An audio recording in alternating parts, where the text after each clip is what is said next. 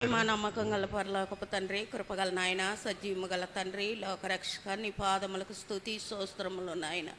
నా తండ్రి, ఇదిగో నాయన, పునర్దినం నుండి ఈ పునర్దినము వరకు మమ్మల్ని సజీవులుగా కాసి నీ రెక్కల సాటున భద్రపరిచి నీ సిలువ సాటున మరుగుపరిచినందుకు నీకు వేలాది వందనాలు, స్తుతులు, స్తోత్రములు చెల్లించుతున్నాము నాయన.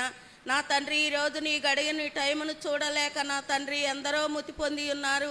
మమ్మల్ని అయితే సజీవులుగా ఉంచావు నా తండ్రి. నీ ప్రేమను మాకు చూపించి విశ్వాసమైన బిడ్డలుగా వాడుకునే కృపను మాకు అనుగ్రహించినందుకు నీకు స్తోత్రములు నాయన. ఇదిగో నా తండ్రి, ఈ వాక్యము చెప్పుచుండగా మాకు గ్రహించే హృదయం మాకు దయచేయి నాయన.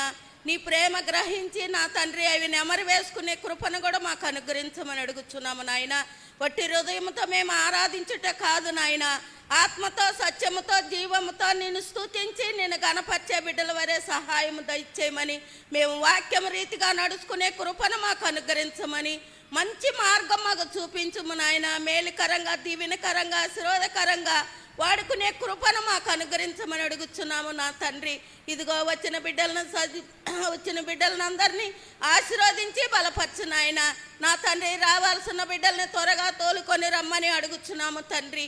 నీ ప్రేమను మాకు పంచమని అడుగుచున్నాము నాయన. నీ ప్రేమ, అనురాగం మా మీద చూపించమని, కృపామయుడ, కరుణామయుడ, దయామయుడ, సత్య సంపూర్ణుడా నీకు స్తోత్రములు నా తండ్రి. నీ ప్రేమ, అనురాగం మా యొద్ద ఉంచమని, మహిమ, ఘనత, ప్రభావములు నీవు మాత్రమే ఆరోపించుకోమని నా ప్రభు అయిన యేసుక్రీస్తు అతి శ్రేష్ఠ నామమున అడిగి వేడుకొని పొంది ఉన్నాము తండ్రి.